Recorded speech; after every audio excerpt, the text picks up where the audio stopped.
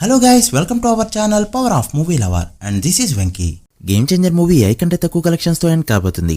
ఇప్పుడు I topic ఎందుకు అంటే అది నన్బన్ లాంటి యావరేజ్ రీమేక్ సినిమా తర్వాత వచ్చి కూడా ఫ్లాప్ టాక్ తెచ్చుకుని కూడా 240 కోట్ల పైన గ్రాస్ పెట్టింది. ఆ రోజుల్లో అది ఇండియన్ సినిమా పరంగా one of the top grosser. But ఈ రోజు శంకర్ మూవీ అదే టాక్ ని తెచ్చుకొని కూడా ఆ కలెక్షన్స్ ని ఎందుకు లేకపోయింది. ఇక్కడ అవుట్డేట్ అయింది శంకర్ గారే లేక ఆయన సినిమాల మేకింగా, మార్కెటింగ్ లో లోపమా లేక కాంపిటీషన్ ని తట్టుకోలేకపోవడమా, మహేష్ బాబు రీజనల్ సినిమాతో వచ్చి డిజాస్టర్ టాక్ తెచ్చుకుని కూడా ఎందుకంటే పెద్ద కాంపిటీషన్ లో కూడా 100 కోట్ల గ్రాస్ ని దాటించాడు.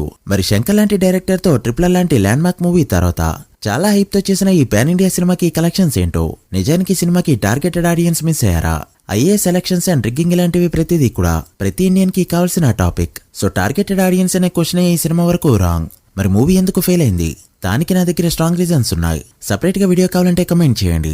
ఇక నిన్న సండే అయినా కూడా పెద్దగా గ్రోత్ ఏవి చూపెట్టలేక కేవలం 50 లక్షల గ్రాస్ మాత్రమే కలెక్ట్ చేసింది ఈ ఫిల్మ్. బ్రేక్ ఈవెన్ కి ఇవి ఏమాత్రం సరిపోని కలెక్షన్స్. సో హిట్ అనిపించుకోవడానికి ఇంకా 114 కిలోమీటర్ల దూరంలో ఉంది ఈ ఫిల్మ్. ఏ స్టార్ హీరోకైనా సినిమా టాక్ ఎలా ఉన్నా కూడా తెలుగు స్టేట్స్ లో మినిమం కలెక్షన్స్ వస్తాయి. బట్ అదైతే ఈ సినిమా విషయంలో జరగలేదు. అండ్ చరణ్ కి స్ట్రాంగ్ జోన్ కర్ణాటకలో అయితే చాలా దారుణంగా పర్ఫార్మ్ చేసింది ఈ ఫిల్మ్. సో లేట్ చేయకుండా అసలు 17 days total world wide collections ఎంతో ఈ వీడియోలో క్లియర్ గా మాట్లాడుకుందాం. అంతకంటే ముందు ఒక చిన్న రిక్వెస్ట్, మన ఛానల్ ని కొత్తగా ఎవరైనా విజిట్ చేస్తుంటే ఒకసారి ఛానల్ లోని కంటెంట్ చూసి నచ్చితే సబ్స్క్రైబ్ చేసుకుని మాకు సపోర్ట్ చేయండి. అండ్ వీడియోని లైక్ చేసి మన ఇన్స్టా పేజ్ ని ఫాలో అవడం మాత్రం మర్చిపోద్దు. ముందుగా తెలుగు స్టేట్స్ విషయానికి వస్తే 17వ రోజు కేవలం 18 లక్షల వరకు షేర్ మాత్రమే కలెక్ట్ చేయడంతో ఓవరాల్ కలెక్షన్స్ లో పెద్దగా ఇంపాక్ట్ అయితే లేకపోయినా షేర్స్ అనేవి ఇలా ఉన్నాయి. నైజాంలో జరిగిన 43.5 కోట్ల బిజినెస్ కి గాను 19.2 కోట్ల షేర్ మాత్రమే కలెక్ట్ చేస్తూ బ్రేక్ ఈవెన్ కి 24.3 కోట్ల దూరంలో ఉండగా 24 కోట్ల లాసెస్ అయితే పక్కాని కన్ఫర్మ్ అయ్యాయి. అది కూడా జీఎస్టీ నెంబర్ ని తీసేయగా దిల్రాజు ఒక ఇంటర్వ్యూలో చెప్పినట్టు ఒక నైజాం నుంచి 24 కోట్ల నెంబర్ పోవడం అంటే చిన్న విషయం కాదు. డిస్ట్రిబ్యూటర్ గా అయితే లైఫ్ అయిపోయినట్టు. ఇక సీటెడ్ విషయానికి వస్తే ఇక్కడ జరిగిన 23 కోట్ల బిజినెస్ కి గాను 10.4 కోట్ల షేర్ ని కలెక్ట్ చేస్తూ బ్రేక్ ఈవెన్ కి ఇంకా 12.6 కోట్ల దూరంలో ఉండగా ఇది కూడా చిన్న నెంబర్ అయితే కాదు. సీడెడ్ లాంటి తక్కువ మార్కెట్ ఉన్న ఏరియాలో 12.5 కోట్ల లాస్ అంటే చాలా పెద్ద నెంబర్.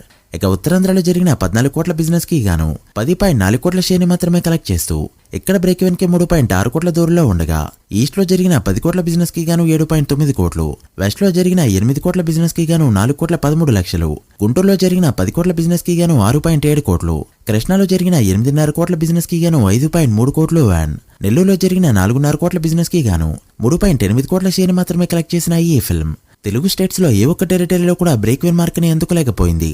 అలా 17 డేస్ కి గాను ఈ మూవీ తెలుగు స్టేట్స్ లో కలెక్ట్ చేసిన షేర్ 68 కోట్లకి చేరుకోగా గ్రాస్ 101 కోట్లు దాటింది.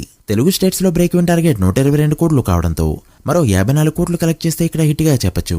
ఇక కర్ణాటకలో జరిగిన 14.5 కోట్ల బిజినెస్ కి గాను 4.9 కోట్ల షేర్ ని మాత్రమే కలెక్ట్ చేయడంతో ఇక్కడ లాసెస్ అయితే 9.5 కోట్ల పైగా వచ్చాయి. ఇక కేరళలో జరిగిన 2 కోట్ల బిజినెస్ కి గాను 25 లక్షలు మాత్రమే కలెక్ట్ చేయడంతో 2 కోట్ల బిజినెస్ తో 1,75 లక్షల లాసెస్ ని మిగిలిస్తూ బిగ్గెస్ట్ డిజాస్టర్ అనిపించుకుంది ఈ ఫిల్మ్. కేరళలో టాక్ బాలేకపోతే 2 డేస్ కి రన్ ఎలా కంప్లీట్ అవుతుందో మరోసారి ప్రూవ్ చేసింది ఈ ఫిల్మ్. ఇక తమిళనాడులో జరిగిన 15 కోట్ల బిజినెస్ కి గాను 4.3 కోట్ల షేర్ మాత్రమే కలెక్ట్ చేస్తూ 10.7 కోట్ల లాసెస్ వరకు మిగిల్చగా హిందీలో జరిగిన 42.5 కోట్ల బిజినెస్ కి గాను 17.5 కోట్ల షేర్ మాత్రమే కలెక్ట్ చేయడంతో హిందీలో లాసెస్ అయితే 25 కోట్ల వరకు వచ్చాయి. ఇక ఓవర్సీస్ మొత్తం మీద జరిగిన 25 కోట్ల బిజినెస్ కి గాను 13.5 కోట్ల షేర్ ని మాత్రమే కలెక్ట్ చేయడంతో ఇక్కడ కూడా 11.5 కోట్ల లాసెస్ అయితే తప్పలేదు.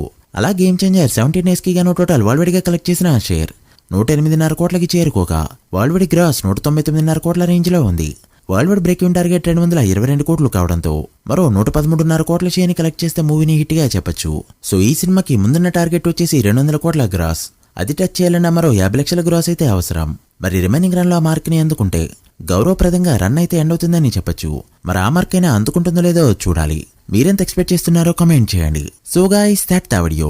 ఇది game changer 17 days total worldwide box office report. ఈ మూవీ ఇంత ఫ్లాప్ అవడానికి రీజన్ ఏమనుకుంటున్నారో కమెంట్ చేసి వీడియో నచ్చితే లైక్ చేసి మీ ఫ్రెండ్స్ ఫైల్ మెంబర్స్ కి షేర్ చేయండి. మరొక ఇంట్రెస్టింగ్ వీడియోతో మళ్ళీ కలుద్దాం. అప్పటి వరకు signing off, power of movie lover. Thank you.